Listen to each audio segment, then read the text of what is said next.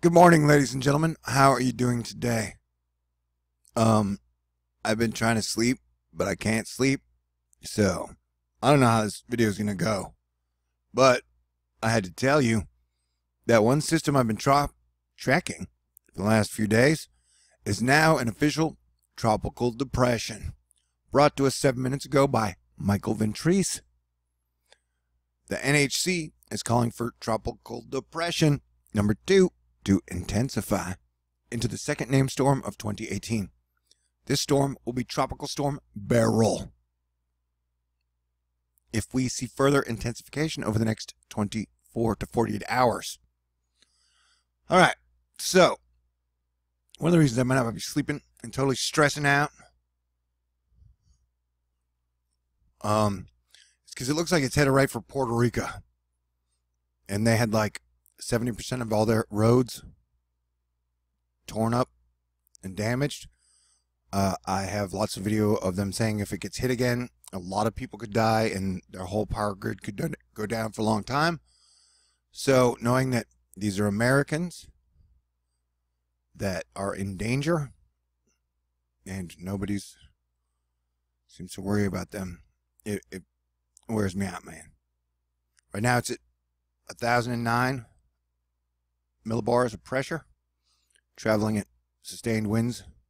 Wait, it's got sustained winds of 35 miles an hour, and it's moving west at 16 miles per hour. And the thing is that I don't like, because it's like, I am Star-Lord New 7, your planetary defense commander. And so we like to look at worst-case scenarios here, prepare for them, plan for them with our friends and our family and our pets. And then if it doesn't happen, it's like, yay, party.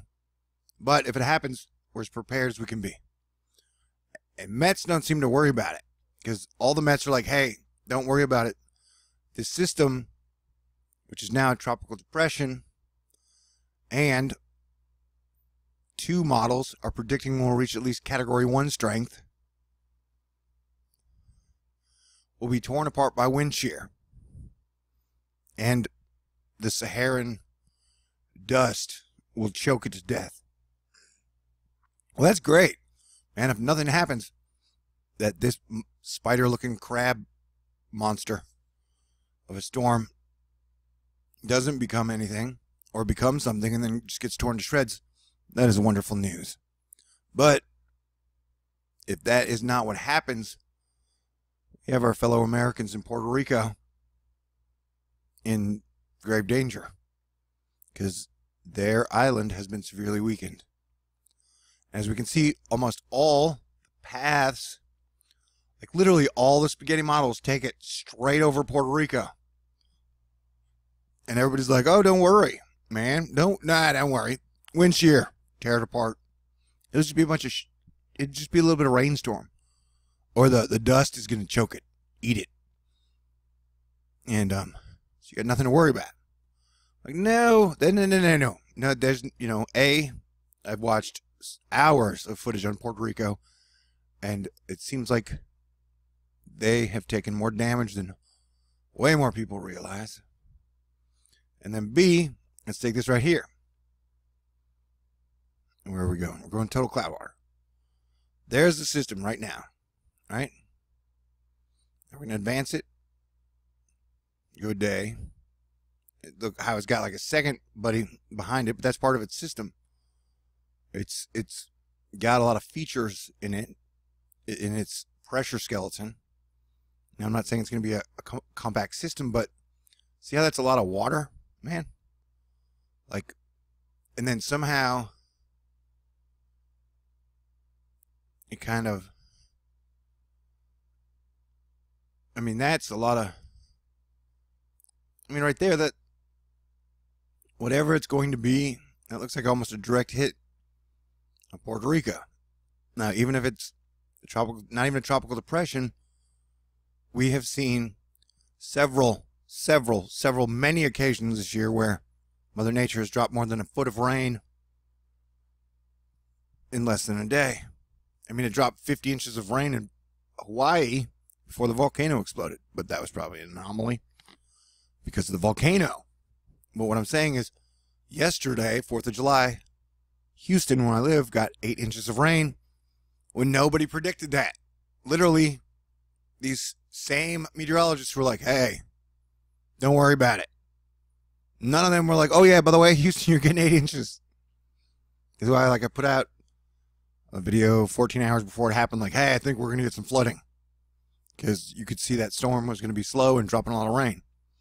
And so here, whether it be a hurricane or tropical depression or nothing, it looks like Puerto Rico's in line to possibly get a whole lot of rain, or at least a big storm. So somebody said, I have issue with you saying you're concerned about Puerto Rico. It's like, A, even if they weren't going to get hit by a storm, I'm still concerned about Puerto Rico. They have like 15% of the island still doesn't have power. And we're talking almost a year of people without power. The initial death total from Hurricane Maria was 60 people, and they changed it 8 months later, like, oh, it's 5,000. Our government math was readjusted. And, it seems like neither party seems to care about Puerto Rico, probably because they are a colony and they don't have voting rights. So, whereas both sides seem to say, hey, you got a problem? Volcanoes? Vote Democrat. Vote Republican. Floods? Vote Democrat. Vote Republican. War? Vote Democrat. Vote Republican. That'll solve the problem. National debt? Vote Democrat. Vote Republican. It's like, vote solve everything. Well, if that were true, we wouldn't have any problems. So what I'm saying is, yeah, we need to watch this thing. Like, look. So this now has Puerto Rico totally submerged in the storm. I'm not saying the island, but I'm saying that does not look good. And so I've been ringing the bell, and this is why I ring the bell, and this is why I'm Planetary Defense Commander, because at a time that not nobody, but the majority of people don't seem to care if it isn't affecting them, or it isn't one of their passion issues, or it doesn't make up their identity. What's scary today is to see a lot of people draw their identity from politics. I mean, before the internet and before 24-hour television, like maybe 5% of people drew their identity from politics. So to have everybody draw their identity nowadays from politics is really scary. Especially when neither side seems to be focused on the important issues at hand. Like the fact that we've taken like $2.4 trillion worth of infrastructure and public property damage since 2017. I mean, when I tried to pull a video overnight, the sinkholes in China, landslides, I think Wisconsin, Michigan, Pennsylvania, in Houston we had a big sinkhole. So, yeah, we got major problems, and Mother Nature is getting better at tearing up our shit as we are getting much worse about fixing it or building new stuff. So, now we're looking at ocean temps. And another thing is, if you'll notice, go back to here. Notice how it's like, oh, it's a hurricane, and then it stops being a hurricane. And then it goes to a hurricane again. Which means, if you go to spaghetti model, where'd you go, spaghetti model? I lost you, spaghetti model. Dang it. Oh, see how this one kind of curves up? And this one takes it, boom, right up into Florida. So this one kind of takes it over here. So, it's hurricane season. And it's just weird that last year, 5,000 people died. Houston got hit. Florida got hit. Parts of, I think Alabama. The Northeast got hit by 4 nor'easters in a month. We have multiple volcanoes exploding. You have one in Alaska, one in Hawaii, one in Guatemala, one in the Galapagos Islands. Like, shit is crazy. So, yeah. I've been trying to get us to unite. That has not been working too well. But you have this system here, which has its percentage keeps getting lower. But this is the one we need to watch out for. But the things you can pray for, look how this whole area which is saturated is going to get more rain. But if you were looking for things to hope for and pray for, it's like wind shear, and the dust is supposed to going to eat it alive. But if it finds a pocket within the dust, or there is a breakdown in the wind shear, or the key components of whatever the storm is can fight past the negative factors, we could see Puerto Rico get hit with a Category 1, Category 2, I would guess even a Category 3 hurricane. It is within the realm of possibility. I'm not saying it's probable. I'm not saying it's going to happen. I'm saying as your planetary defense commander, there is a possibility for sure. I would put it at least 10 to 20%, 25%. And so in almost the last year, I've talked to a lot of soldiers in person, or ex-soldiers as well, who either were born there, grew up there, have family there. And I keep reiterating that Puerto Rico has one of the highest recruitment rates since World War I. So these are good American people. As a Christian, the majority of them are Catholic, which is technically Christian. So it just kind of makes me sick to see so many Christians turn a blind eye when their brothers and sisters are in need. Dimension is grumpy. Yeah, see, and so this one is spinning. Although it's, I mean, this is not going to be anything major right now. And it doesn't look like it's going to be. But it's that one over there that we're worried about. And so I'm just letting you guys know. And as I have been, I've been tracking this thing every step of the way. And so now that, boom, we have storm number 2 right there. Will it be anything? I don't know. But Puerto Rico cannot afford another hit. So there you go. All right. See, but look at that. I mean, the whole situation is freaking weird, man. That's what, I don't know. I guess it's just everybody's so worried about the damn reputation. You know, there's one thing I've never been worried about: my reputation. But so you got like the retrograding storms coming in as the normal flow is going out. And like I said, you got volcanoes exploding over here, the Galapagos Islands over here. It's just, it's all crazy, man. So, you know, I don't know. I don't know what to say because, you know, it's weird. I was just looking and I'm averaging like, I don't know, 1,000, 2,000 views a video now. When I had, and I have 50,000 subscribers now. When I had 3,000 subscribers, I was averaging 4,000 to 5,000 views of video. True story. So I'm just saying, and if I really want a video to nosedive, I put volcano in the title. Anyway, I'm just saying that they are consistently working to make sure that people are not paying attention, that people are not tabulating in their minds how much damage is being done by weather. And I keep getting told by people that I need to get off the grid soon or I'm in danger. Or I need to not talk, or I need to stop doing this.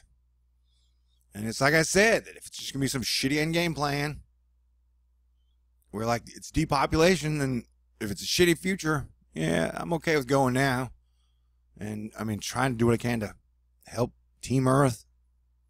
And that if I go out that way, I'm okay with that, you know? Totally okay with that. Although I would prefer to just get killed semi-painlessly as opposed to get captured and tortured. You know. But that seems like a logical choice if you had to make them. Also, I'd like to cuddle again. And technically, by right now, before death, by cuddling, that would mean make love. Whatever. All right, it's time to wrap this one up. Anyway, yeah, it's time to pay attention. We should have been paying attention for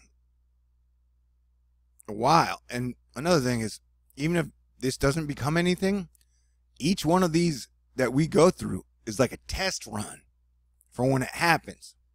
It's like when people keep saying like, oh, I lowered my forecast. This is what I predict. This is what I'm saying. I say, how many landfalling hurricanes do you predict? Most people are like, oh, we don't do that. I'm like, yeah, no. So then what, you know, we're good. It doesn't matter how many storms you're going to say, guess, are going to be there or not. What matters is how many of them are going to affect people, animals, and infrastructure. I love you guys. And I want to say thanks again. I went from $4 where I had to go pawn my guitar and PS4 and amp.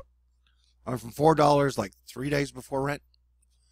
And then, I don't know, I had like 30 people donate anywhere from like 75. I think Joanne donated 100. But I mean, it was just a lot of smaller donations, but from a lot of people, it seemed like 30 or 40. And so I just can't thank you guys enough. You guys are amazing. And I super appreciate y'all. I haven't been good at all about like emailing people saying thank you, which I need to get better in the future. But like the data has just been so wild. Like I can't even stay on top of it.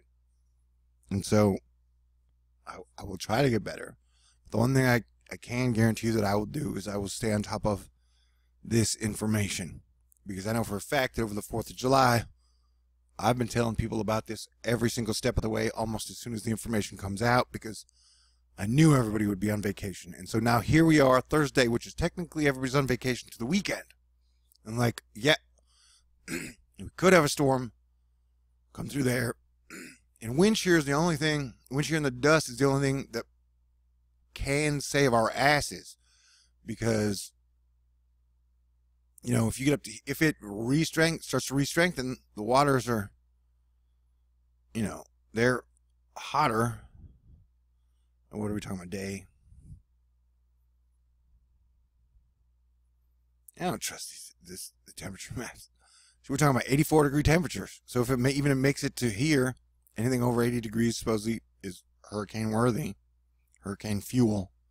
So we're talking about if it does get up to here, if it starts to re-strengthen, threads a needle or two, then Florida or anybody, you know, I don't know what's gonna happen. I'm just my basic normal message: be aware, be prepared, have a plan. All right, love you guys. Stay cool. I'll probably talk to y'all soon.